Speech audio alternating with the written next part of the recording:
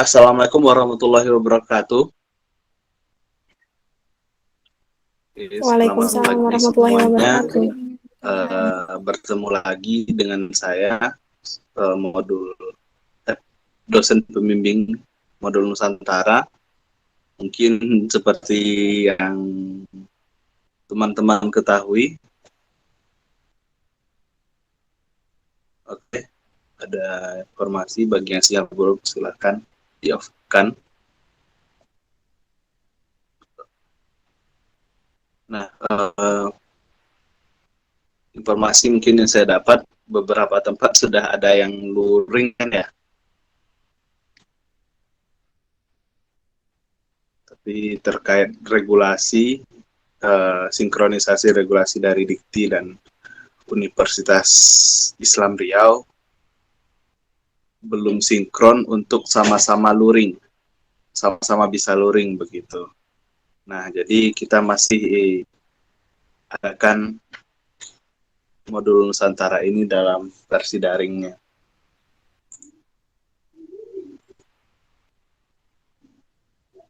Nah, seperti jadwal kita, seharusnya yang kita lakukan di weekday ini, akhirnya bisa weekend kan kendala. Waktu saya juga ada hal-hal yang tidak bisa saya tinggalkan juga sembari saya mengambil video untuk modul kebinekaan, jadi sedikit ada masalah terkait manajemen waktu saya juga. Nah, sesuai dengan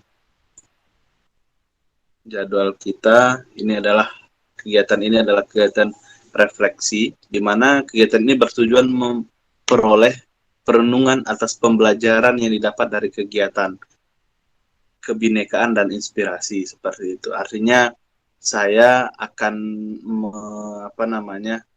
mengundang narasumber juga untuk berbagi informasi, dan mungkin setelah itu saya akan flashback kembali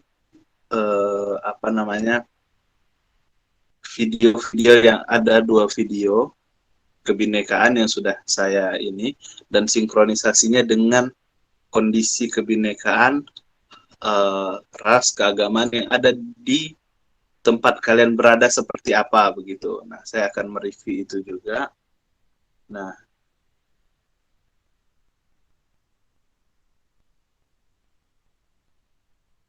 di sana juga kita bisa nampak berdiskusi tentang isu-isu kebinekaan yang ada di daerah kita masing-masing. Itu targetan dari modul ini begitu. Sepertinya narasumber kita belum hadir kan ya? Saya coba cek dulu.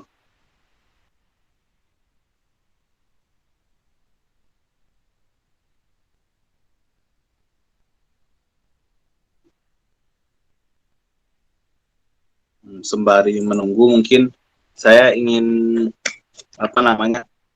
mereview dulu video-video yang saya buat. Mungkin untuk sekelas dosen bisa mengedit atau minta mahasiswa untuk hanya seperti itu membuat videonya ya, karena backgroundnya bukan desain ini juga. Nah, kira-kira apa yang kalian dapat dari menonton video tersebut? Apa informasi-informasi baru yang kalian bisa tangkap dari 2 video yang sudah saya share terkait kebinekaan kemarin? Silakan.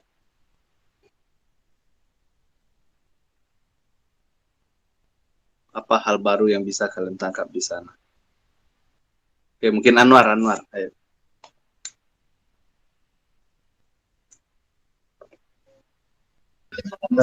Maaf, mungkin di sini agak berisik Pak. Lagi ada pengajian. Kalau Pak, Oke, silakan.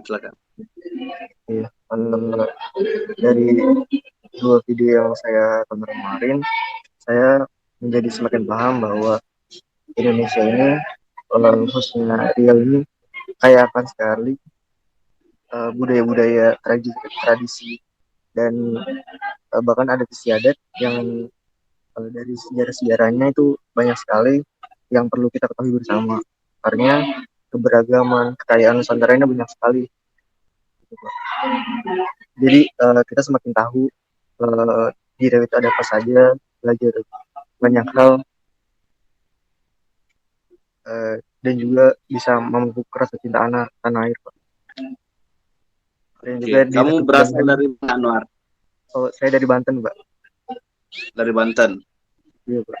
Kira-kira masyarakat Banten yang hari ini direpresentasikan oleh Anwar, kira-kira pernah nggak berpikiran kalau di Sumatera itu ada juga candi begitu? Oh, ada, Pak. Masih ada 2 candi, Pak. Berarti ada informasi mungkin dari mungkin entah informasi atau gambaran dari masyarakat Banten begitu ya? Iya, betul, Pak.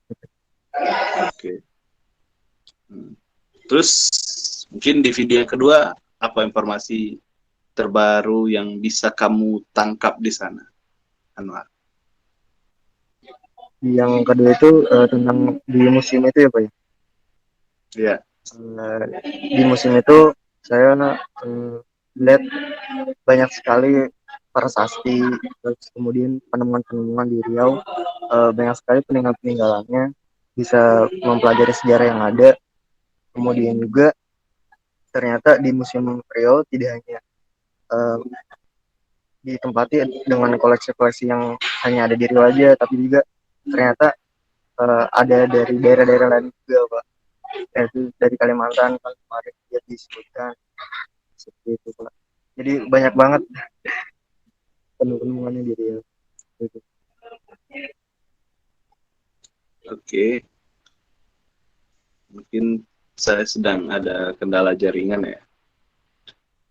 Itu gambaran dari Anwar terkait hal baru apa tentang kebinekaan yang dilihatnya di Provinsi Riau seperti itu. Nah, saya berharap Anwar bisa nantinya atau di modul ini secepatnya di modul ini bisa datang ke Riau. Mungkin yang lain, Maria Ulfa.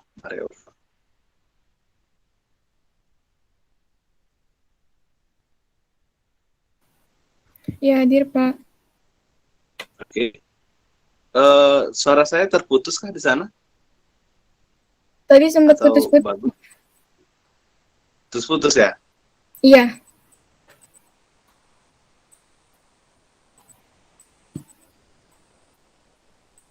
Oke.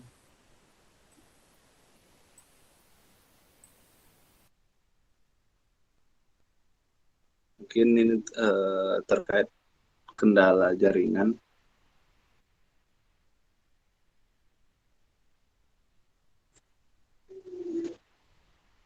Saya nggak tahu kalau ini rekaman masuk kemana. Gitu. Oke, silakan Maria Ulf, apa yang telah kamu dapatkan selama atau setelah menonton 2 video kait dengan binekaan yang ada di Riau seperti itu. Oke, baik, Pak. Yang sudah saya dapatkan setelah menonton video Asal kebinekaan.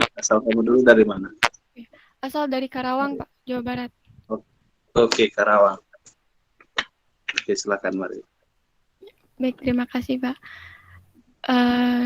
Yang saya dapat itu kemarin dari setelah menonton video kebinekaan itu, saya jadi lebih tahu gitu bahwa mengenai sejarah di Riau sendiri, terutama yang kemarin Candi Muara Takus itu, saya bisa jadi lebih tahu sejarah apa yang lebih mendalamnya lagi, bahwa di situ kan disebutkan juga katanya Candi Muara Takus itu peninggalan agama Buddha sendiri, dan katanya sering dijadikan pusat keagamaan terutama pada hari Waisak. Juga waktu kemarin itu mengenai di Museum Riau sendiri, ternyata banyak sumber-sumber sejarah yang dapat digali di museum sejarah yang ada di Riau itu. Begitu, Pak. Oke. Sebelumnya pernah ke kampusnya di mana, Maria Ulfa? Kampusnya di UPI Purwakarta. UPI Purwakarta. Enggak. Saya pikir tadi di Karawang kampusnya. Bukan, Pak.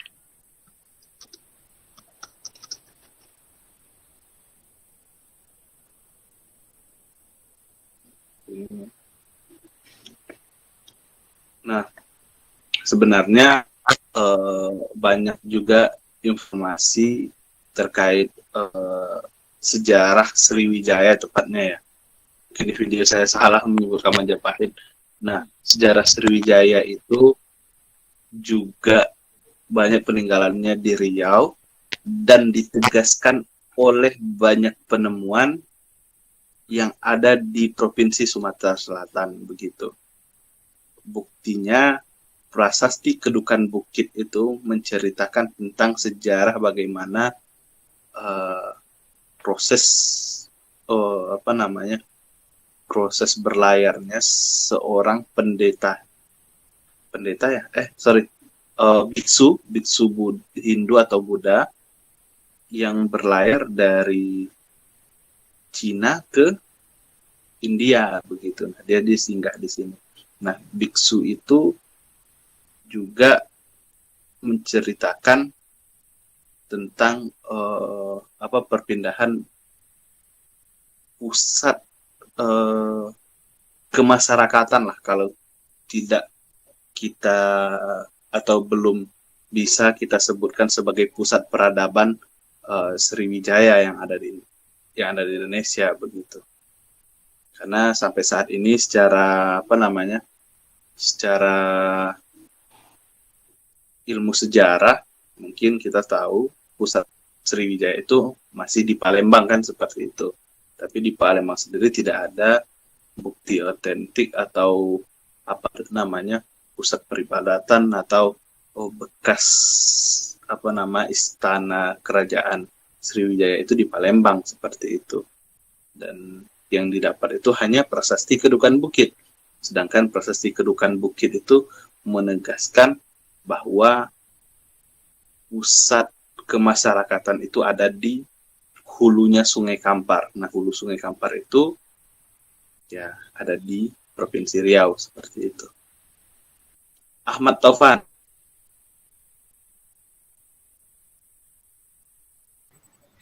Iya, Pak. Oke. Ini gambar atau video ini pertama Ahmad Taufan? Ini gambar, Pak. Background gambar. Oke, Iya, Pak. silakan Ahmad Taufan. Apa yang kamu bisa serap dari dari dua modul kebinekaan yang sudah kita ikuti? Asal kamu dari mana, Ahmad Taufan? Dari Jawa Tengah, Pak. Jawa Tengah, Semarang. Dari Jawa Tengah ya? Oh, dari Semarang. Oke. Ya. Kira-kira apa hal baru yang bisa kamu tangkap dari dua modul yang telah ada, Ahmad Taufan? Yang pertama itu saya baru tahu, Pak, kalau di Riau itu ada Candi Muara Takus, Pak. Saya belum tahu kalau ada candi. Terus yang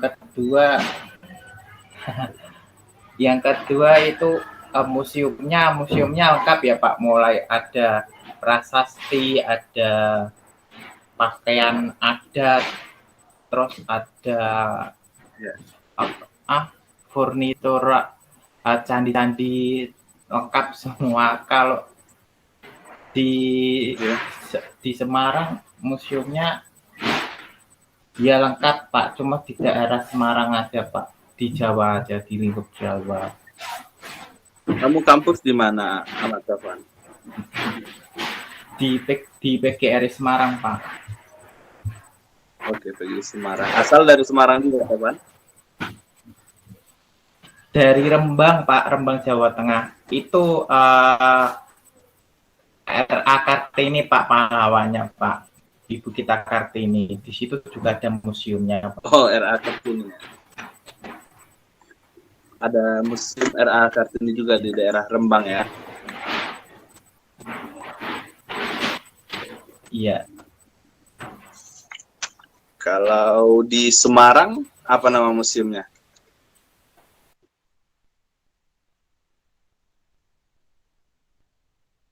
Tovan.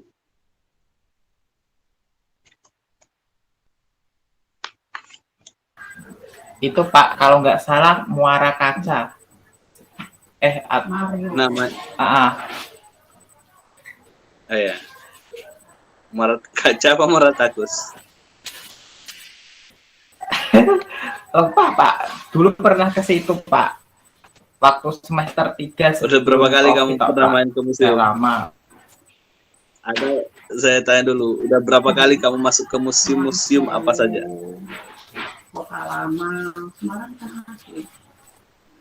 Itu Pak, yang pertama Lawang Sewu sudah pernah.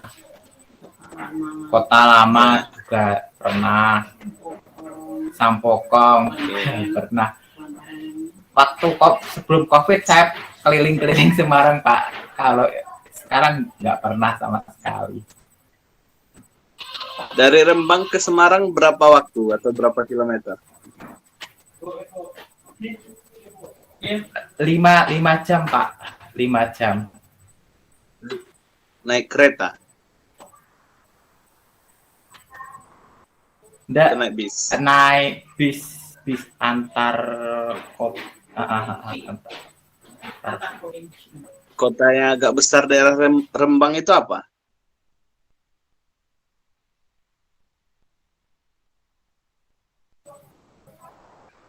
Rembang itu kotanya kota kecil Pak. Ya, yang agak besar daerah situ apa? Nggak ada sih Pak. Nggak ada ya? Pantainya yang besar. Pantai. Di pantai selatan atau pantai utara? Iya, selatan. Oh, pantai selatan. Oke. Ya. Mungkin saya beberapa kali juga pernah ya sampai ke Semarang. Nah, oke. Mungkin yang lain, Andini. Oke. Asal kamu dari mana, Andini? Terus apa yang Saya udah kamu?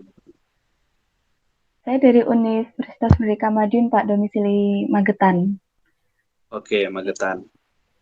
Jadi apa ya, dari kedua video sebelumnya itu saya jadi tahu ya, seperti yang dibilang Maria, Ahmad sama Anwar tadi, sangat banyak ya budaya di Riau itu. Terlebih dengan wisata kulinernya, Pak.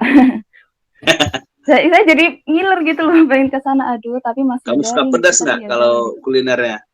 Atau kalau suka manis kayak umumnya di Jawa gitu?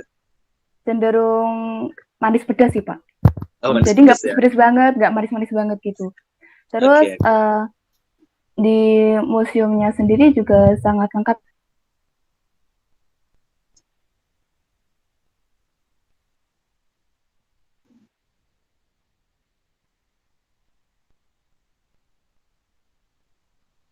Halo.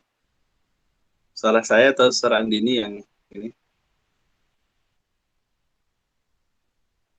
Ya, dari budaya di Riau sampai budaya di seluruh Indonesia itu sangat banyak sekali. Halo, udah nyambung ya Pak ya? Tadi sempat terputus ya. Yang saya tarik di sana itu ada kayak furnitur yang dari Kuningan gitu loh Pak. Ya bukan Kuningan ya, yang furnitur buat penyimpanan sirih dan sebagainya. Itu kan menurut saya kok bisa ya orang dulu itu sedetail itu untuk bikin furnitur hanya untuk sekedar menyimpan sirih dan sebagainya. Ada juga furnitur kalau ya bahasa sekarang kan lemari ya. Tapi di sana kok kayak ada wadahnya kayak baskom, kayak apa sih? Ya barang-barang yang cukup apa ya di mind blowing gitu loh Pak. Kok tempat ini bisa digunakan sebagai penyimpanan baju gitu. Kenapa nggak bikin benda yang lebih gede lagi buat muat banyak gitu loh. Nah, itu sih sebenarnya itu Andini itu adalah perangkat yang digunakan saat ada apa namanya saat ada acara adat begitu, terutama saat ada acara pernikahan atau resepsinya begitu. Nah, di sana lebih digunakan itu untuk sekarang ya. Kalau mungkin untuk zaman dahulu mungkin orang-orang orang-orang bangsawan yang menggunakan itu begitu, Andin. Nah, kalau sampai sekarang itu digunakan untuk acara-acara pernikahan atau resepsi begitu. Nah, kalau contohnya, kamu pernah dengar kata tepak nggak? Kalau orang Melayu itu contohnya, kalau contohnya kalau kamu nih nikahan, terus ibu kamu mengundang saudara dekat atau tokoh agama begitu kan ya. Nah, itu biasanya ibu kamu atau saudara ibu membawa sirih dan pinang begitu di dalam tepak itu. Nah, dalam wadah yang terbuat dari logam tadi, dari tembaga begitu. Nah, itu disodorkan begitu. Itu tandanya apa namanya? Kalau orang Jawa sungkem ya, bukan itu ya. Tanda penghormatan kita sudah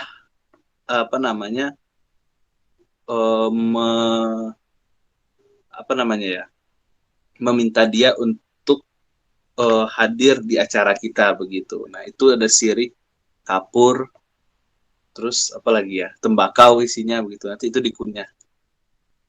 Kalau yang harian sekarang ya, yang saya masih bisa lihat orang-orang harian yang masih mengkonsumsi sirih itu, kalau daerah Sumatera itu suku Karo. Mereka masih mengkonsumsi itu untuk harian begitu. Kalau di Jawa mungkin masih ada nggak? Yang konsumsi sirih gitu ya. Ada sih Pak. Nenek saya sendiri masih pakai itu. Nah, orang tua sih yang pakai. Oke, nah seperti itu. Nah, itu fungsinya. Nah, itu tempat baju juga seperti itu. Untuk biasanya kalau di Jawa mungkin cewek ngikut cowok kan ya, perempuan ngikut laki-laki gitu kan. Contoh kalau kamu menikah, kamu ikut suami ke rumah suami kan begitu. Kalau di Riau itu berbeda, suami ke rumah istri gitu. Nah, begitu deh, karena di Riau itu mungkin sebagian ya, karena di Riau itu ada 2 suku besar. Yang pertama Melayu, itu di pesisir yang berbatasan langsung dengan Malaysia dan Singapura, itu Melayu. Kalau di daratannya itu ada sukunya suku Ochu. Nah, saya sendiri sukunya suku Ochu itu. Suku Ochu ini mungkin lebih ke ke suku Porto Melayu atau suku Sakai. Kalau Jawa kan Porto Melayu itu kan ya, maksudnya suku Melayu tua yang sudah lama menetap di situ, bukan suku Melayu pendatang begitu. Kalau di Sumatera Utara namanya Batak. Ada juga Melayu mudanya, itu Melayu Deli. Nah, sama kayak orang Dayak itu kan Porto Melayu juga begitu, Melayu tua begitu. Nah, 2 suku tersebut, suku Melayu di pinggir pesisir berbatasan dengan Singapura dan Malaysia, dan suku Ochu di di daratannya yang berbatasan dengan Sumatera Barat. Nah, posisi Candi Muara Takus itu tidak jauh dari perbatasan Sumatera Barat begitu. Jadi awalnya dulu itu pusat adat istiadat dari Ochu dan Minang itu berinduk pada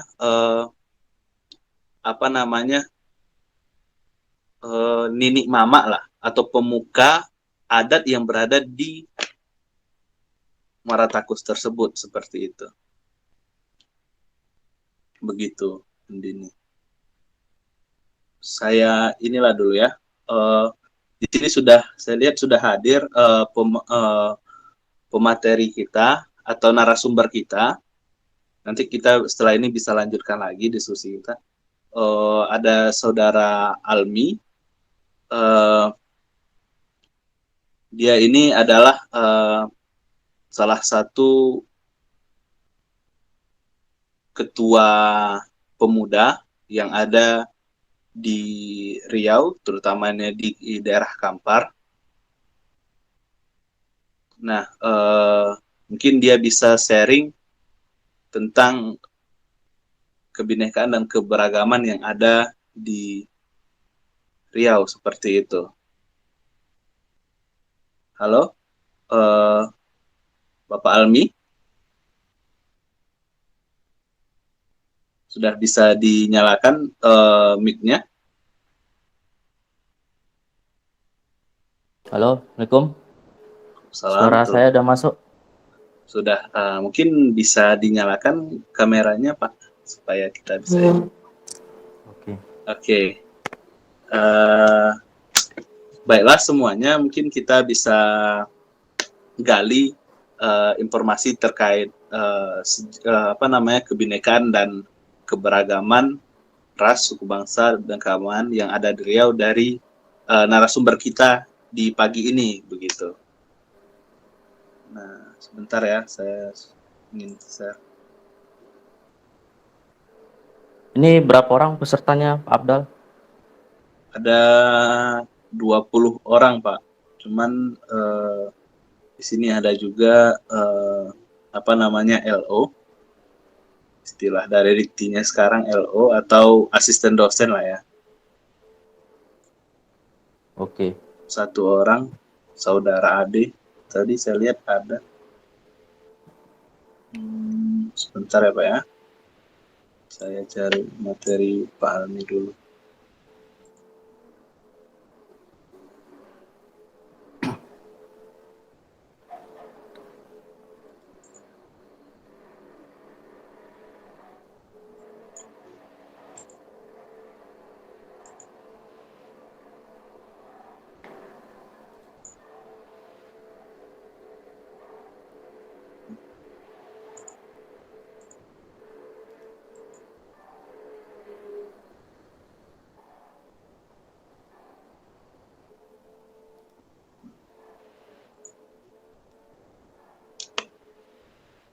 Mohon maaf ya, ini jaringan di laptop saya.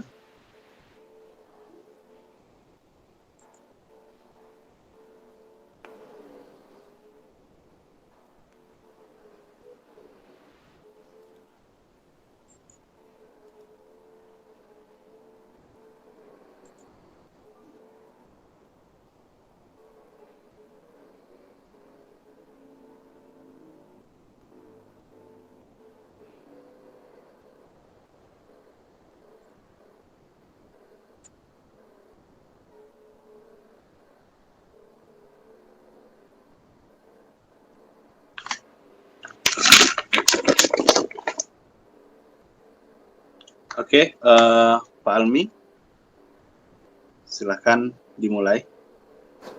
Waktu dan Baik. tempat kami persilakan. Terima kasih Pak Abdal atas kesempatannya.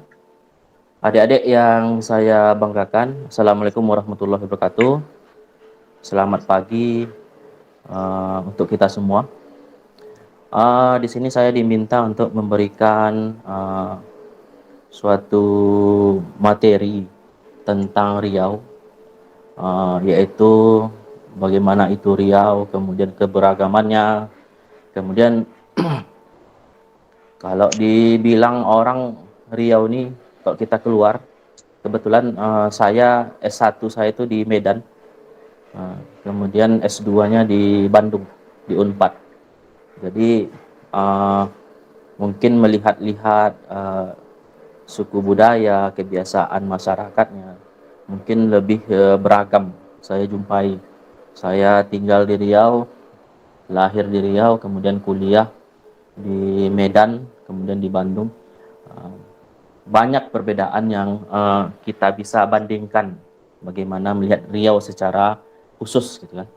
Nah, kalau orang bilang Riau ini di bawah minyak, di atas minyak. Kenapa di bawah minyak? Memang kandungan bumi di Riau ini yang diserap sampai hari ini itu adalah minyak bumi, dan sampai hari ini masih diserap oleh perusahaan-perusahaan, apakah itu milik asing dan juga milik Indonesia sendiri. Tapi sekarang Chevron itu kan udah diambil alih oleh Pertamina. Jadi yang mengelola sekarang itu hampir sebagian di Riau ini adalah Pertamina. Nah itu, di atas minyak ya sawit. Kalau kita ke Riau itu, nanti adik-adik jalan-jalan ke Riau, banyak ditemukan kebun-kebun sawit.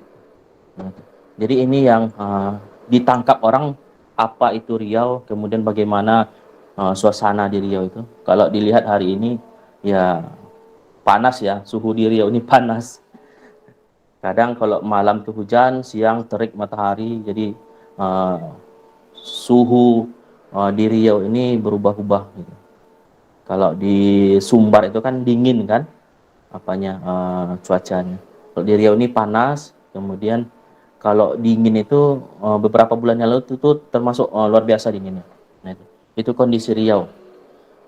Lanjut slide berikutnya.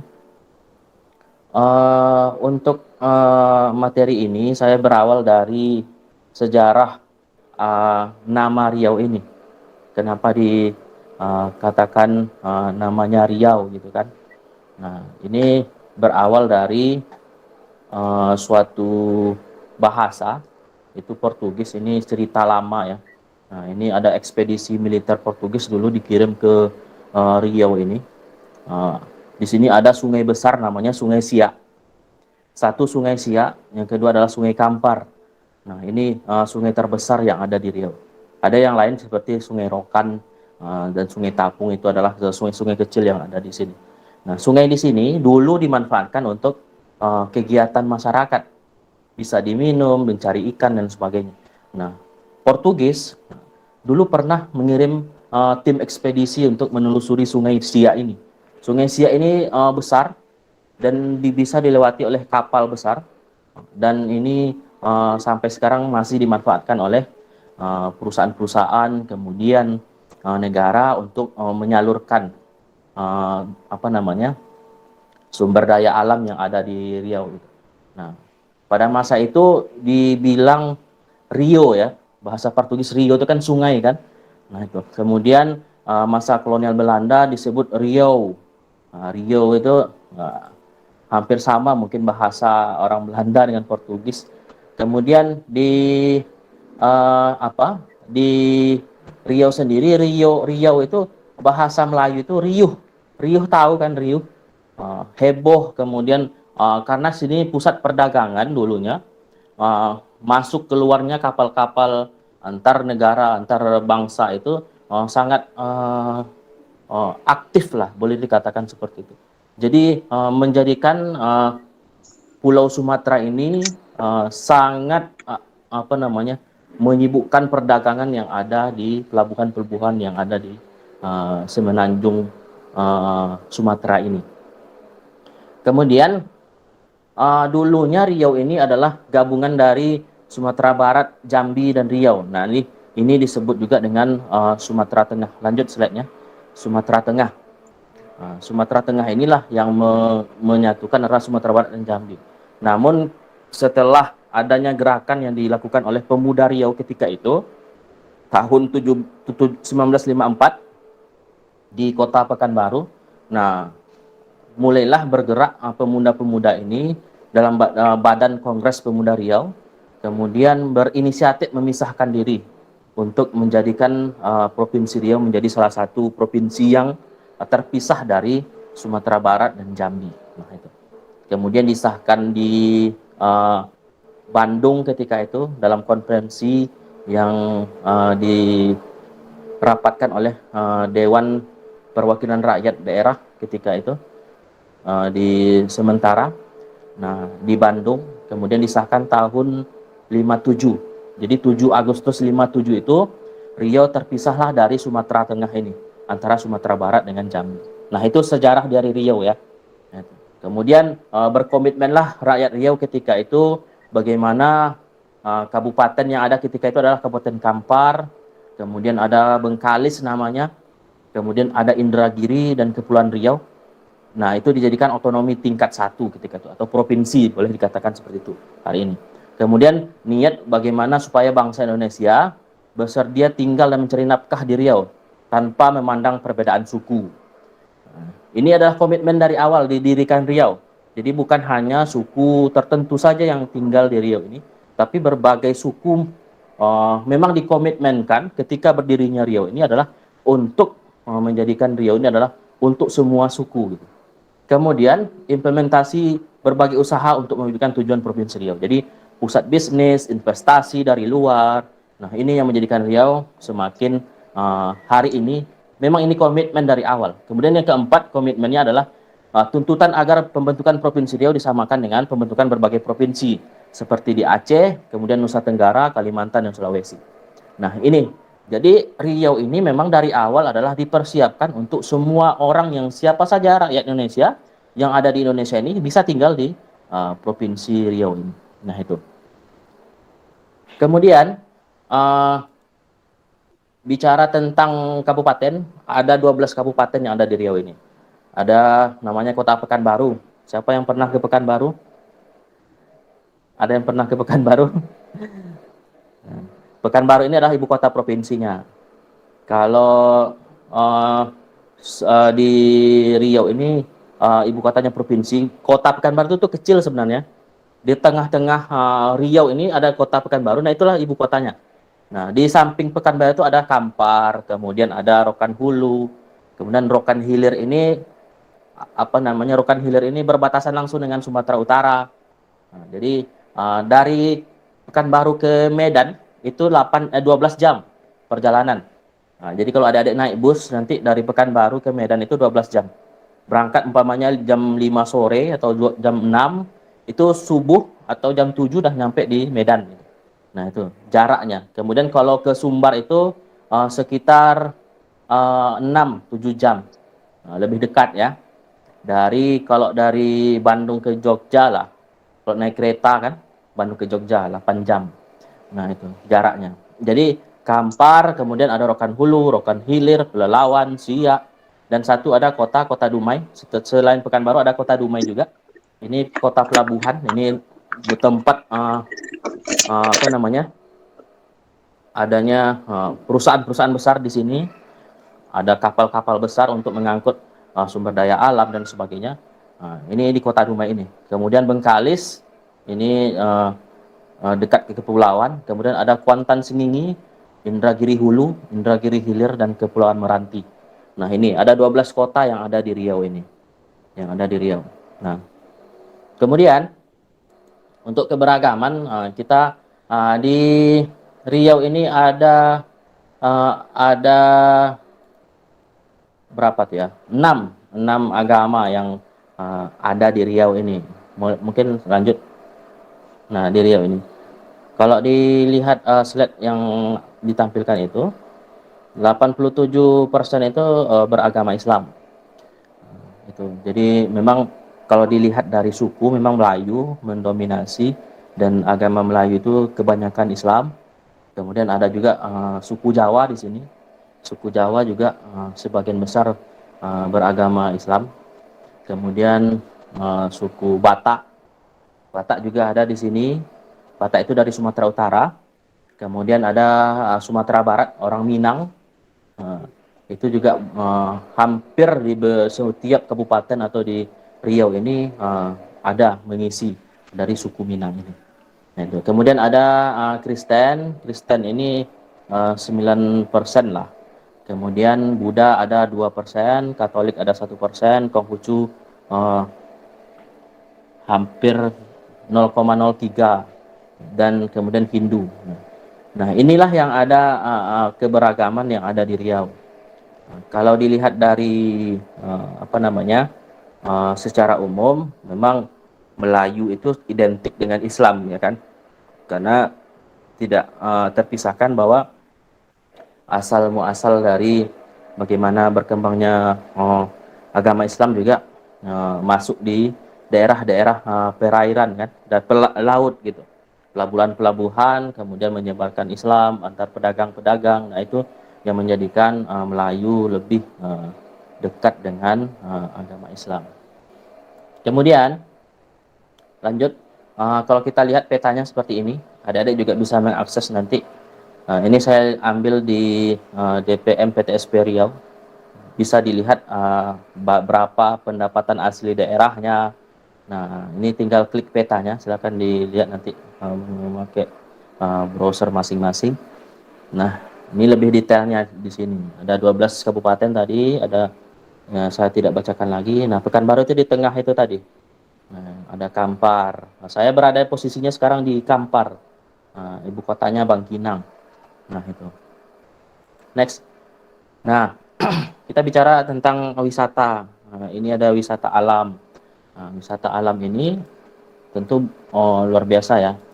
Kalau di Riau ini menuju wisata-wisata itu butuh ekstra apa ya, waktu yang banyak gitu kan. Kemudian kendaraan juga harus mencukupi gitu. Karena perjalanannya itu sangat jauh, kemudian membutuhkan sumber daya yang banyak. Gitu. Di sini ada Pulau Jemur. Pulau Jemur ini di Rohil, Bagan Siapi Api. Kemudian ada Taman Nasional Bukit 30 namanya. Ini lahan konservasi yang ada yang terpisah dari Bukit Barisan sebenarnya.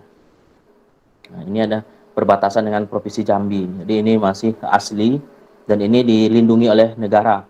Nah, ini tidak bisa dikelola oleh swasta dan ini bisa dimanfaatkan sebagai wisata oleh Provinsi Riau. Kemudian ada Pantai Rupat. Nah, ini Pantai Rupat ini ada di di Kota Dumai, berhadapan langsung dengan Kota Dumai. Kemudian ada air terjun Aik Martua, ini di Rohul. Rohul ini berbatasan dengan Sumatera Utara. Kemudian selanjutnya ada objek wisata Bono. Bono ini adalah ujung dari Sungai Kampar. Sungai Kampar ini sungai terpanjang, berawal dari perbatasan Sumatera Barat sampai ke laut. Jadi di Kabupaten Pelalawan itu ada wisata Bono namanya. Nah, ini sangat ramai dikunjungi oleh wisata-wisata asing. Nah, karena bisa surfing di sini dan airnya sangat luar biasa, ombaknya sangat besar dan ini menarik wisata-wisata asing untuk datang ke sini. Nah, kemudian ada wisata bahari, ini ada di Siak nih, Kabupaten Siak. Kabupaten Siak ini kabupaten yang di ujung pulau setelah Pekanbaru, berbatasan langsung dengan Pekanbaru. Siak ini ada danau namanya, danau yang sangat besar, danau pulau besar terletak di Desa Zamrud. Jadi ini bisa dibilang juga Danau Zamrud. Orang bilang di sana itu ada desa Zamrud itu ada Danau Zamrud namanya. Nah, ini danaunya sangat besar, kemudian berwarna hitam kemilau. Nah, ini banyak dikunjungi. Memang ini butuh ekstra juga untuk sampai ke sini juga sangat luar biasa jauhnya. Gitu. Butuh waktu banyak, kemudian biaya banyak dan kendaraan yang juga menyupport kita untuk sampai ke sana. Kemudian ada wisata budaya. Nah, wisata budaya di sini diantaranya ada bakar tongkang. Bakar tongkang ini di Rohil. Ini budaya yang setiap tahun dilaksanakan upacara bakar tongkang. Kemudian ada perayaan Imlek di Meranti. Nah, karena budaya Melayu itu juga dipengaruhi oleh budaya Cina. Ada berbaurnya budaya Tionghoa dengan budaya Melayu menghasilkan wisata-wisata budaya baru. Bukan baru ya, tapi ini adalah sebuah wisata yang terus dilaksanakan oleh orang Rohil, orang Meranti untuk menjadikan ini adalah sebagai budaya mereka. Nah, ini area Imlek ini memang besar di sana dan ini sangat menarik wisatawan untuk datang ke sana. Kemudian ada Masjid Raya di Pekanbaru. Kemudian ada Istana Siak. Istana Siak ini juga peninggalan kerajaan Siak dulunya. Ini sekitar 2 jam 3 jam lah dari Pekanbaru. Dan ini masih asli. Istana Siak ini di depannya itu ada Sungai Siak. Dan ini masih melintas kapal-kapal besar untuk menjadikannya sebagai alat transportasi untuk pengangkut sumber daya alam, kemudian orang dan sebagainya. Kemudian ada Candi Muratakus. Candi Muratakus ini di Kampar. Nah, di Kampar. Nah, ini adalah peninggalan sejarah dari peninggalan sejarah yang sangat luar biasa ya. Dan ini terus masih digali yang ada di dalam Candi Muratakus ini. Kemudian bagaimana wisatawan terus aktif dan mengunjungi Candi Muratakus ini. Kemudian ada benteng 7 lapis ini di Rokan Hulu, di Dalu-Dalu. Nah, kalau di Dalu-Dalu itu ada di Rohul itu ada pahlawan namanya Tuanku Tambusai. Nah, ini. Jadi mereka ini ada ketika dulu sejarahnya ketika ada perlawanan melawan Belanda dulu. Nah, ini adalah sebagai benteng mereka untuk melawan penjajah ketika itu. Nah, ada benteng 7 lapis yang dibentuk, dan ini adalah sebuah peninggalan yang masih dikunjungi oleh wisatawan-wisatawan yang ada di Provinsi Riau, baik itu dari luar dan asing. Nah, itu. Kemudian lanjut. Nah, kita bicara tentang Muara Takus. Muara Takus ini peninggalan yang sangat luar biasa ya. Ini terletak di Kecamatan 13 Koto Kampar namanya. Kalau dilihat ini berbatasan langsung dengan Sumatera Barat. Jadi dari Kampar itu, kalau Pekanbaru ke Kampar itu perjalanannya kalau naik sepeda motor itu 1,5 jam. Pekanbaru Bangkinang. Kalau Bangkinang ke Candi Muara Takus ini itu 1,5 jam juga, hampir 2 jam gitu. Nah, ada kalau dari Pekanbaru berarti ada 2,5 jam lah atau 3 jam yang mereka melakukan perjalanan untuk menuju ke Candi Muara Takus ini. Ini terletak di desa Muara Takus namanya. Desanya namanya juga Muara Takus. Kemudian ini terletak di Kecamatan 13 Koto Kampar. Nah, lanjut. Ini secara foto keseluruhan Candi Muara Takus ini. Nah, ini unik nih. Karena terdiri dari di bangunan ini bahannya itu dari batu pasir, batu sungai, dan batu bata. Nah, sebagian besar bangunan candi ini terdiri dari batu bata. Nah, bangunan utamanya itu adalah sebuah stupa yang besar, kemudian berbentuk menara yang sebagian besar terbuat dari batu bata dan sebagian kecil batu pasir kuning. Nah, ini bahan yang dijadikan bahan untuk membuat Candi Muara Takus ini. Kemudian di bangunan ini juga disebut ada Candi Tua namanya. Candi Tua, kemudian ada Candi Bungsu, Stupa Mahligai, serta Palangka. Nah, ini. Candi Mahligai ini, Candi Mahligai ini adalah candi yang dianggap paling utuh. Nah, ini masih lengkap dan ada kakinya, badannya, dan atapnya. Gitu. Nah, kemudian berpondasi, ada persegi panjang, kemudian memiliki 28 sisi yang mengelilingi alas candi dengan pintu masuk berada di sebelah selatan.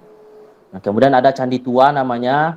Candi Tua ini adalah Candi Sulung, karena ini adalah candi yang terbesar di antara bangunan yang lainnya. Kemudian ada Candi Bungsu namanya. Candi Bungsu ini tidak jauh beda dengan Candi Sulung, hanya saja pada bagian atas berbentuk segi 4. Nah, itu. Ia berdiri di sebelah barat Candi Mahligai, dan ini ukurannya di antara 13 kali 16 lah. Tidak terlalu besar dan tidak terlalu kecil juga kan. Kemudian yang terakhir adalah Candi Palangka. Nah, ini Candi Palangka ini dibuat juga dari sama dengan bahan yang sebelumnya, dan ini yang ukurannya lebih kecil dari yang lainnya, 5 meter kali 5 meter. Nah, itu. Jadi kalau dilihat sejarah, sejarahnya bahwa kenapa dikatakan Muara Takus, ini ada yang mengatakan bahwa Muara Takus ini adalah nama salah satu anak sungai yang bermuara ke Sungai Kampar kanan. Nah, ini awalnya. Nah, kemudian ada juga yang mengatakan bahwa ini adalah dari bahasa Cina. Ta itu artinya besar, kemudian ku itu adalah tua, kemudian se itu adalah candi atau kuil. Jadi bahasa Cina ini diterjemahkan sebagai candi tua yang besar dan terletak di sekitar muara sungai. Nah, itu asal usul nama ya, asal usul nama Candi Muara Takus ini. Kemudian bagaimana sejarahnya? Nah, sejarah ini sangat panjang. Ada yang mengatakan bahwa ini adalah peninggalan agama Buddha. Ini dapat dilihat dari stupa-stupa yang ada di candi tersebut. Kemudian ada juga beberapa menyerupai mahligai. Ada berbentuk lingga, namanya lingga ini adalah istilah untuk kelamin laki-laki. Kemudian ada yoni, kelamin perempuan. Nah itu. Nah, jadi orang katakan bahwa Muaratakus ini adalah peninggalan dari kerajaan Sriwijaya. Nah, jadi ini adalah peninggalan kerajaan Sriwijaya yang punyanya sangat penting di masa dulu. Nah, ini yang menjadi tempat untuk ritual keagamaan. Sampai beberapa tahun belakangan ini masih digunakan oleh masyarakat yang beragama Buddha untuk dikunjungi sebagai tempat untuk membuat acara sekali setahun dan sebagainya. Dan ini sangat ramai dikunjungi ketika tahun-tahun tertentu oleh masyarakat yang beragama Buddha. Kemudian akses ke sini kalau bisa perjalanan itu subuh ya, pagi gitu kan. Pagi dari Pekanbaru umpamanya, kemudian nanti sebelum siang itu udah nyampe ke Muaratakus. Nah, itu lebih jangan siang, kalau siang nanti udah sore baru nyampe ke Muaratakus. Sebaiknya dari subuh, habis subuh umpamanya jam 7 habis sarapan berangkat ke dari Pekanbaru ke Muaratakus. Nah, itu sedikit sharing pengalaman. Jadi dengan beragamnya, kalau keberagaman luar biasa Riau ini, sangat beragam dari agama, kemudian suku, kemudian kalau jenis kelamin itu kalau terakhir 2021 itu 46 lah berbanding laki-laki perempuan. Nah itu. Jadi memang beragam dan pendatang juga sangat luar biasa ramainya di Riau ini. Dari kalau saya dulu pernah kuliah di Jogja, pesawat Jogja Pekanbaru itu hampir tiap hari dan itu 2 kali. 1 kali saja 1 hari. Biasanya dulu tuh pagi jam 7. Kalau sekarang mungkin jam 10-an lah ya. Nah itu.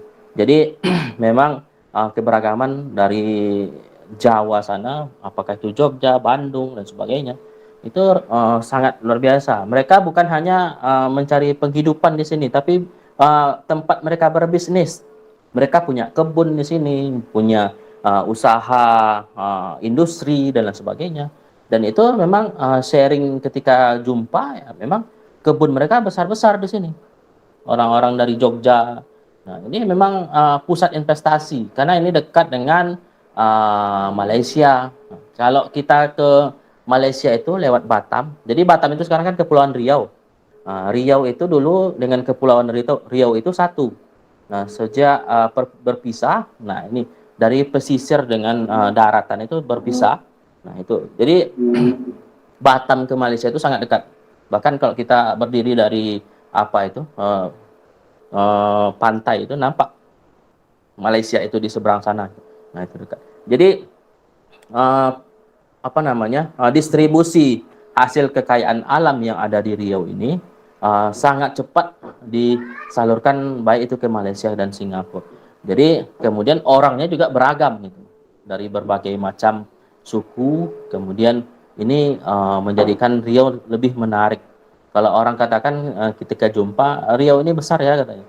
Memang besar dan ini luar biasa, hutannya masih tapi sekarang mungkin udah udah mulai karena gundul lah. Di Riau ini setiap tahun itu kita merasakan bencana asap namanya. Nah, pembakaran lahan yang semena-mena yang dilakukan oleh orang-orang yang tidak bertanggung jawab kan. Nah, itu yang kita sayangkan. Kalau tidak dirawat untuk kedepannya tentu ini sangat merugikan bangsa Indonesia sendiri.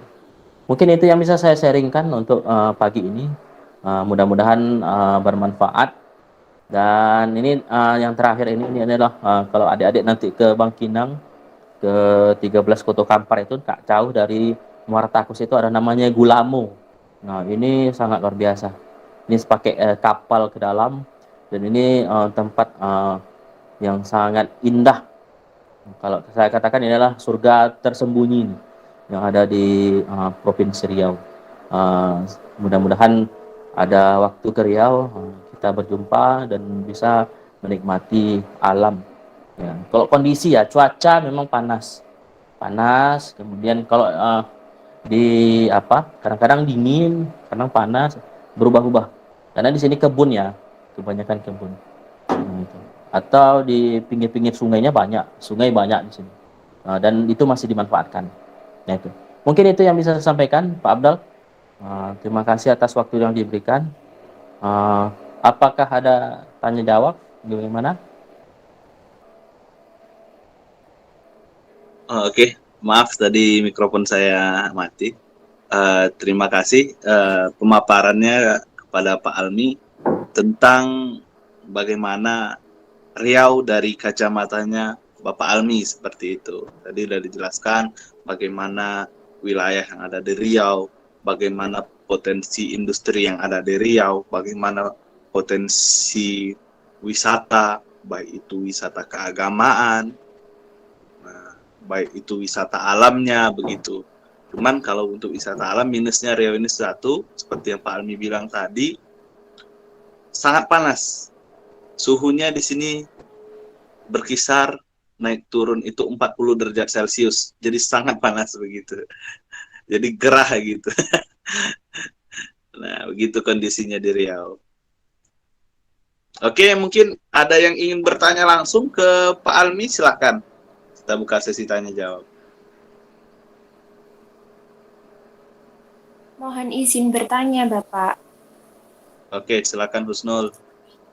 Baik, sebelumnya perkenalkan, saya Husnul Nurainin. Saya berasal dari Universitas Negeri Surabaya dengan Prodi Pendidikan Sejarah. Nah, Pak, saya ingin bertanya, kalau dilihat dari pemaparan penjelasan Bapak, ini kan terlihat sekali bahwa perbedaan suku-suku yang ada di Riau ini sangat jelas ya, Pak.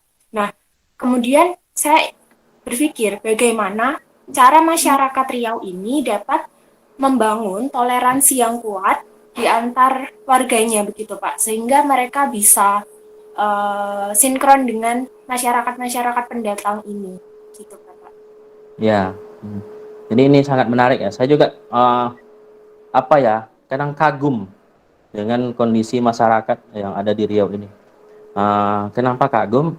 Ya, kalau saya lihat tadi, kita paparkan tadi bahwa 87% itu kan Muslim kan. Kemudian jarak antara agama itu juga sangat jauh antara Islam dengan Kristen, kemudian Buddha, Hindu, Konghucu itu sangat jauh jaraknya. Nah, mungkin budaya Melayu itu orangnya ramah-ramah gitu. Orangnya ramah-ramah, kemudian bisa menerima siapa saja, dan ini menjadikan keberagaman yang ada di Riau ini bisa masuk dengan siapa saja. Nah, contohnya bahwa di Riau ini sangat besar, umpamanya rumah ibadah itu tersebar di seluruh kabupaten ada. Kemudian adanya tempat-tempat untuk dikunjungi umpamanya. Nah, itu juga beragam. Nah, tentu ini adalah perlu dirawat oleh masyarakat Riau, apalagi kebanyakan adalah suku Melayu. Nah, suku Melayu ini kan kalau secara internasional punya hubungan dengan orang Malaysia, kemudian Singapura, kemudian ada Brunei Darussalam. Nah, ini masih satu darah dengan Riau itu sendiri, Melayu itu sendiri secara luas gitu. Nah, itu. Jadi memang kita diajarkan di sini adalah kalau adat itu memang sangat luar biasa dipegang oleh masyarakatnya. Kenapa adat dipegang? Karena di setiap kegiatan, apakah itu dari menikah, dari memberi nama anak, kemudian bagaimana nanti punya rumah baru umpamanya, kemudian bagaimana bergotong royong. Kalau di sini bergotong royong itu namanya batobo namanya.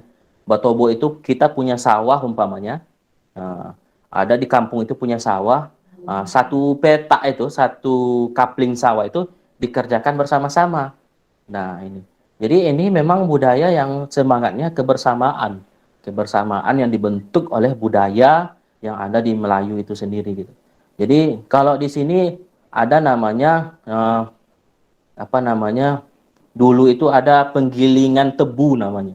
Nah, ini sangat luar biasa juga. Ini tidak dikerjakan oleh satu orang.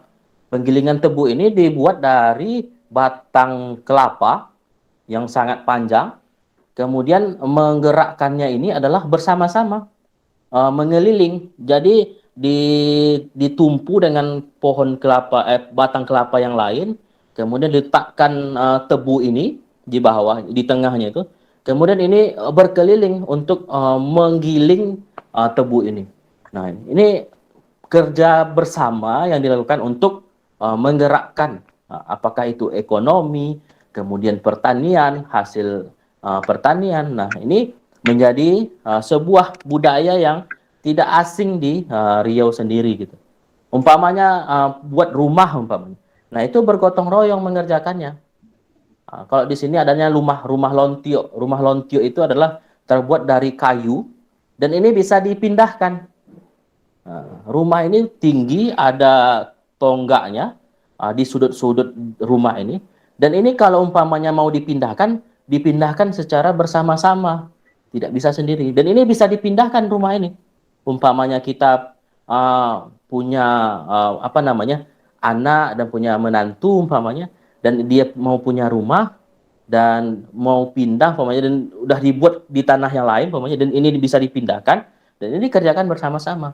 Nah, itulah contoh-contoh budaya yang sering dilaksanakan. Kalau sekarang rumah lontio itu udah jarang ya. Kalau di Riau ini sekarang udah rumah batu semua, batu bata dan sebagainya. Nah, itu. Jadi secara adat budaya ini adalah sebuah budaya yang perlu dilestarikan. Makanya semua agama, semua suku bisa diterima. Dan hampir hari ini adalah semua umpamanya orang Melayu itu udah istrinya itu orang Jawa, orang Sumatera Barat, orang Minang, orang Batak, termasuk saya sendiri. Istri saya itu orang Sumatera Utara, marganya Siregar. Nah, saya orang Melayu gitu. Nah, itu jadi keberagaman itu udah seperti hal biasa. Selama kita saling menghargai, hormat menghormati, dan tidak melanggar adat budaya yang ada di tempat kita sendiri. Nah, mungkin itu jawaban dari saya. Oke, ada lagi mungkin Terima Husni? kasih Bapak. Saya masih ada satu lagi pertanyaan ya Bapak. Oke, Jadi silakan. begini, Iya. kebetulan karena saya ini anak sejarah ya Pak, saya lebih menyukai peninggalan-peninggalan sejarah di kota tertentu begitu. Nah, saya lihat di Riau ini dari penjelasan-penjelasan yang Bapak paparkan, itu kebanyakan dari Hindu-Buddha, kemudian peninggalan-peninggalan agama Islam seperti itu. Nah, apakah ada Pak peninggalan sejarah tapi dari masa kolonial selain Benteng Tujuh Lapis yang telah Bapak jelaskan itu tadi, begitu? Ya, kalau kolonial sampai hari ini saya lihat ya Benteng Tujuh Lapis itu yang ada di Riau. Kalau yang lain mungkin peninggalan-peninggalan yang kecil dan itu tidak terekspos, ya kan? Seperti di Bangkinang ini sendiri itu ada namanya apa? Batu Hitam. Nah, ini juga tempat berkumpulnya dulu masa-masa perjuangan, dan ini letaknya di atas bukit, dan ini dijadikan oleh orang-orang dulu untuk dijadikan tempat berkumpul ketika melawan penjajah. Kemudian untuk sejarah kolonial, memang dulu itu pernah ada tentara namanya tentara Jambe. Tentara Jambe ini adalah dari Sulawesi. Nah, dari Sulawesi ini orang Indonesia, dan ini dimanfaatkan oleh orang Jepang untuk dikirimkan ke Riau, ke Kampar. Nah, orang inilah yang menjadi tangan kanannya orang-orang Jepang untuk menjajah orang Riau sendiri gitu. Nah, itu terkenal dulu tentara Jambe itu. Nah, ini yang menjadikan apa namanya uh, mungkin kalau perlawanan memang tidak ada kayak seperti di apa namanya di Jogja, umpamanya ada benteng. Di kota Jogja itu apa namanya?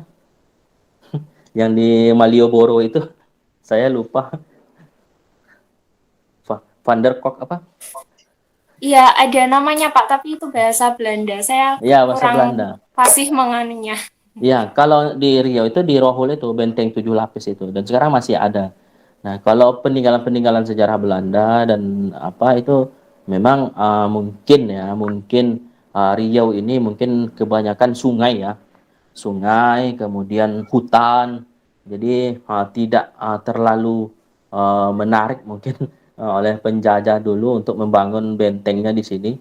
Dan kalau di Sumatera Barat itu ada, Sumatera Barat itu ada nama bentengnya. Saya lupa juga nama bentengnya itu. Itu ada di pusat kota Fordekok namanya. Bukit Tinggi. Van der Kolk ya. Fordekok. Fort de Kock. Nah, itu ada di Bukit Tinggi. Nah, itu peninggalan. Kalau di Riau saya lihat paling apa ya? Toko-toko yang dibangun ketika masa-masa penjajahan dulu. Lama lah ya. Kalau di Bangkinang itu ada di Pasar Bawah ya. Di Pasar Bawah. Kemudian ada di beberapa tempat. Nah, itu juga dijadikan sebagai dan sampai sekarang itu jarang dikelola dengan baik. Mungkin itu. Jadi itu. Jadi kalau secara monumen dan sebagainya tidak ada untuk di Riau sendiri. Itu Husnul. Mungkin itu Pak Abdal. Ada lagi Husnul atau yang lain? Dari saya cukup, Pak. Terima kasih banyak untuk penjelasannya. Tadi mungkin Sama-sama. ada penjelasan dari Pak Almi, mungkin banyak ya lokasi-lokasi kebudayaan atau wisata alam yang bisa dieksplorasi di Riau. Cuman posisinya yang perlu kita ketahui itu Sumatera itu saja besarnya 3 kali Pulau Jawa. Itu ya. Jadi mungkin dalam modul Nusantara ini saya tidak bisa mengeksplorasi semua tempat yang ada di Riau secara utuh begitu. Karena hanya mungkin yang bisa saya eksplorasi titik start poinnya di Pekanbaru. Paling hanya 200 atau 300 kilometer di sekitar itu gitu. Sedangkan Riau saja dari ujung ke ujung itu kita bisa menggunakan kendaraan bermotor itu bisa sampai 10 jam begitu. Artinya hampir sama panjang dengan Pulau Jawa begitu. Dari Jakarta ke Jogja atau ke Surabaya kan segitu kan rentang waktunya. Nah, Riau itu bisa sampai seperti itu gitu. Nah, makanya maksudnya di modul ini saya tidak bisa eksplorasi semua yang disampaikan oleh Pak Almi tadi begitu. Nah, Ya, begitu kontennya. artinya saya menggambarkan secara umum bagaimana Riau. Tentu tidak semuanya bisa kita kita jelajahi ya. Karena luar biasa besarnya Riau ini. Kalau perjalanan itu sangat dan kendaraan transportasi juga terbatas. Nggak seperti di Jawa ya. Kalau di Jawa itu ada kereta api, ada bus antar kota gitu kan. Kalau di sini nih ya kalau di sini namanya bus itu kalau nggak Damri ya ada namanya Superben. Nah, Superben itu dari Pekanbaru ke Kampar. Kemudian ada travel. Nah, itu udah terbatas. Untuk menjangkau wisata-wisata tersebut itu butuh transportasi yang sangat luar biasa dan melelahkan lah. Butuh waktu lama gitu. Demikian. Kemudian untuk apa lagi keberagamaan di Riau. Di Riau itu tidak ada seperti daerah lainnya. Contoh nih, ini Kampung Batak, ini Kampung Madura, ini Kampung Jawa. Tidak ada seperti itu. Di sini itu melebur. Bahkan dengan maksudnya contoh nih ya, saya pernah tinggal juga di Sumatera Utara. Di situ kebelah gitu. Gang sebelah kanan itu, mohon maaf, itu orang Kristen, gang sebelah kiri itu orang Islam begitu.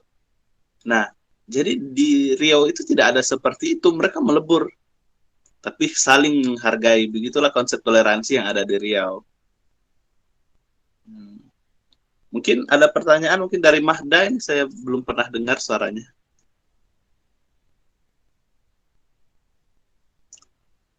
Mahda, mana orangnya? Tidak ada Pak sejauh ini. Oke, tidak ada ya. Wilda?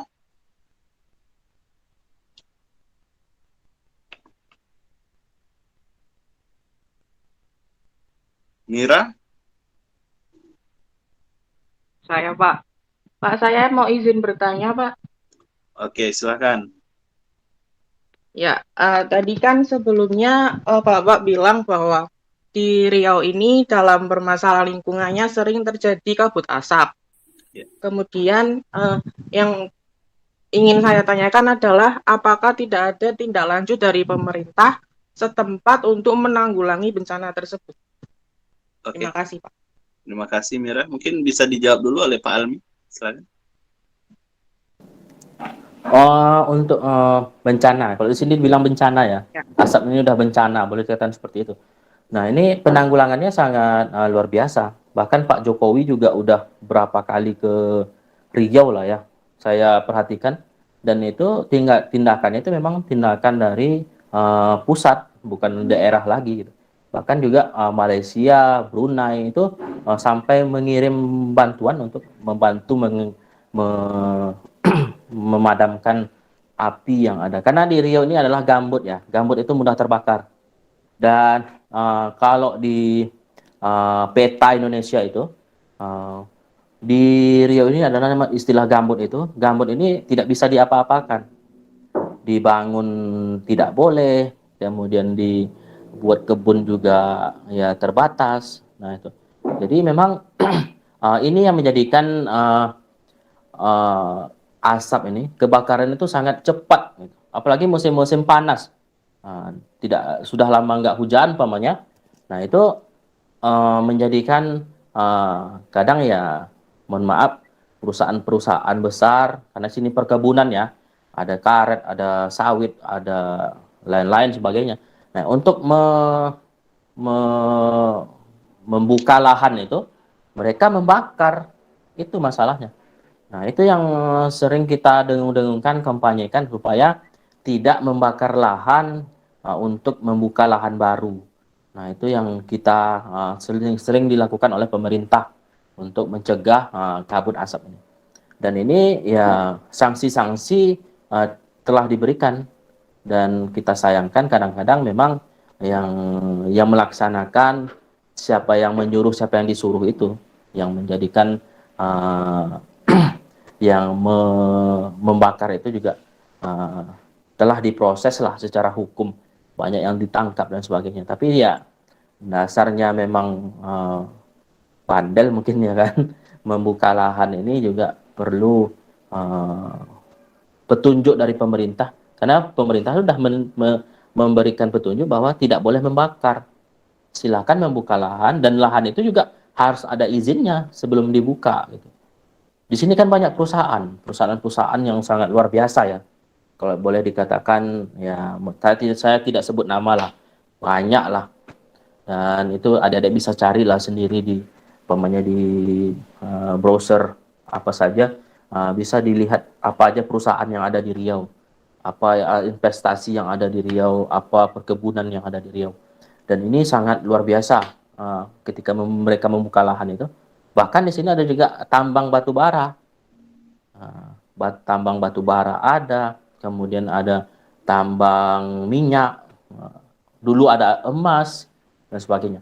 Nah ini membuka lahan itu kan butuh apa? Butuh proses. Nah orang-orang yang tidak bertanggung jawab ya mereka bakar. Nah itu. Tapi pemerintah berbuat terus.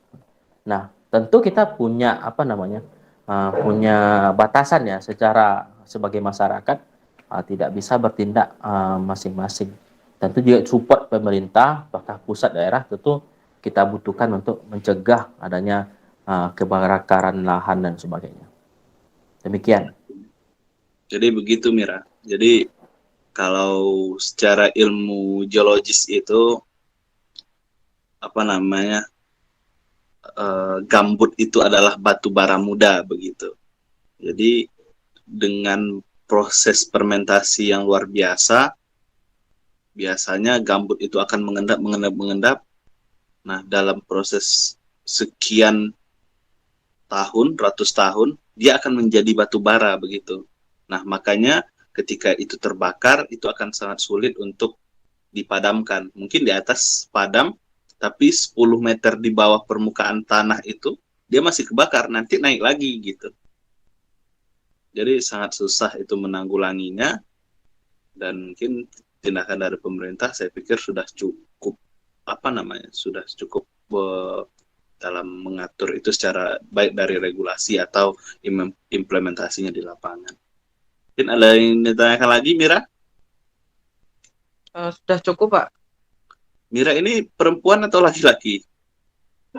Perempuan, Pak. Oh ya, suaranya seperti laki-laki, mohon maaf karena ininya juga enggak nyala ya, kameranya. Oke, terima kasih Mira. Risnanda mungkin saya belum pernah dengar suaranya.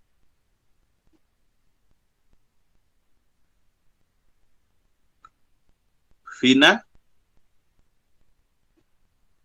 Dia? Oke, mungkin untuk semua ada lagi yang ingin ditanyakan kepada Pak Almi? Sebelum kita tutup dengan Pak Alminya. Oke, kalau tidak ada mungkin terakhir Pak Almi mungkin ada closing statement atau pesan-pesan untuk adik-adik mahasiswa Nusantara. Silahkan Pak Almi. Baik, terima kasih atas kesempatan diberikan Pak Abdul untuk bertatap muka dengan adik-adik ini. Saya tidak tahu latar belakang mereka semua ya. Yang penting mereka adalah mahasiswa gitu. Mudah-mudahan terus belajar, menggali setiap ilmu yang ada, kemudian terus mencintai bangsa ini karena bangsa ini sangat luas ya. Dan silakan berkelilinglah ke mana saja gitu. Bisa ke Sumatera, Kalimantan dan sebagainya, Sulawesi, Papua. Nah, itu yang membuat kita secara beragam ini terus saling menghargai. Karena tanpa saling menghargai ini kita tidak ada apa-apanya. Kalaupun hari ini ada orang-orang yang tidak bertanggung jawab ingin merusak negeri ini berpecah belah, kita sebagai anak muda, mahasiswa tentunya, punya semangat yang berbeda dengan mereka. Bagaimana membangun bangsa ini dengan semangat bersama, bergotong royong, dan kebersamaan yang terus kita pupuk. Nah itu. Kami dari Riau mungkin banyak juga mahasiswa-mahasiswa yang luar biasa. Silakanlah bertemu nanti, apakah ke Riau nanti kita saling bertukar pikiran dan sebagainya. Dan hanya pesan saya jangan hanya terbatas di kampus saja, tapi terus gali di luar juga banyak ilmu yang bisa kita dapatkan. Mungkin itu Pak Abdul, terima kasih atas kesempatannya. Semangat untuk adik-adik semua. Terima kasih. Assalamualaikum warahmatullahi wabarakatuh. Oke, terima kasih Pak Almi. Waalaikumsalam warahmatullahi wabarakatuh. Mungkin Pak Almi sudah bisa live. Silakan. Oke, makasih ya.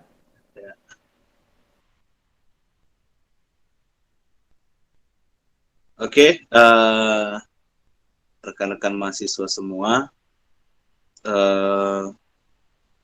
untuk merefleksi ini, untuk tugasnya saya minta rekan-rekan semua membuat resume terkait itu dan membandingkan bagaimana kebinekaan yang ada di daerah masing-masing begitu. Artinya maksudnya kita bukan membandingkan ya, tapi memberi informasi tentang bagaimana kekayaan dari tempat teman-teman semua dan bagaimana di Riau begitu. Itu sih instruksinya. Mungkin ada yang ditanyakan lagi? Kita udah 1,5 jam ya. Oke. Izin Pak tanya, untuk tugasnya deadline-nya kapan ya Pak ya?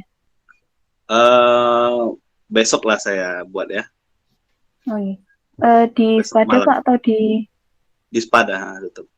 Karena kita harus di sana. Ya untuk diuploadnya, untuk di logbook dan lain sebagainya ya bisa file yang sama dia kayak sebelumnya. Saya nggak mau ribet juga terkait hal itu begitu.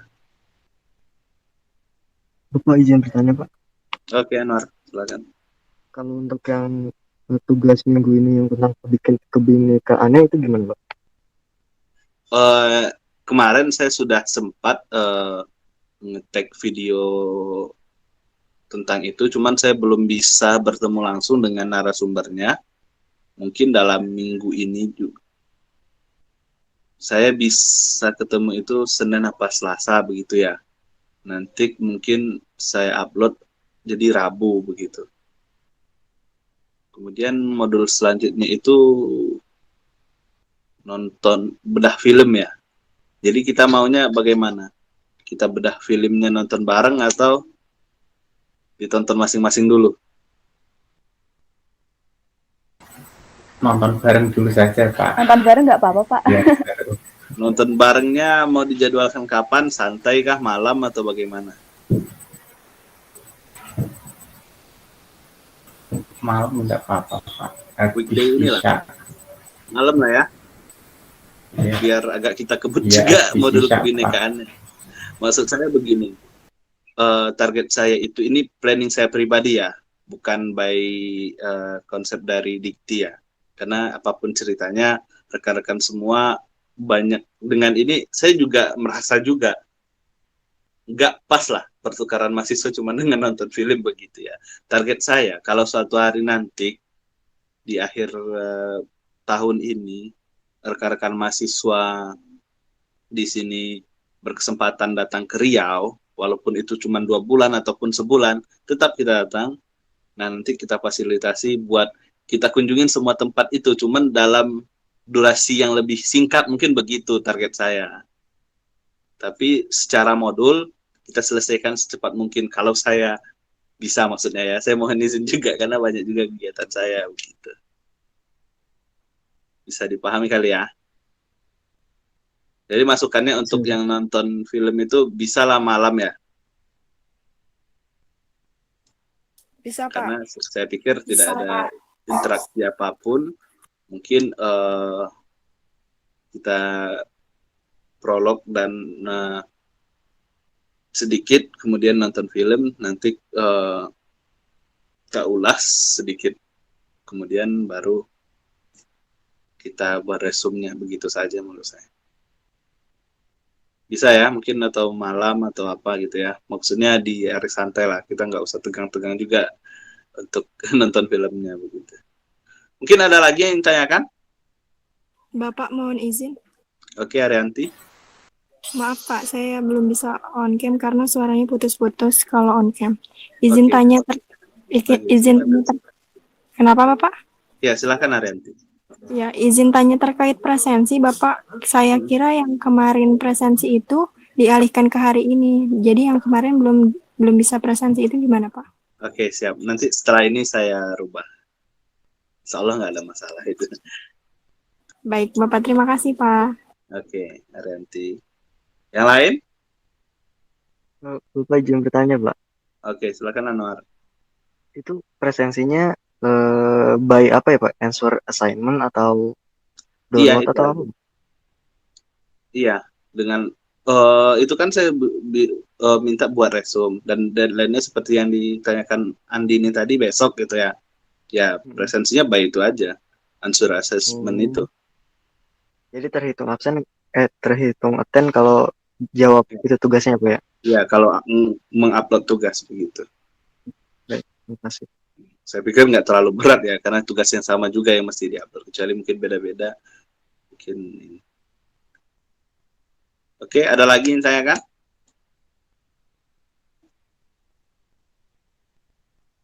Kalau tidak, mungkin saya cukupkan pertemuan kita refleksi ini.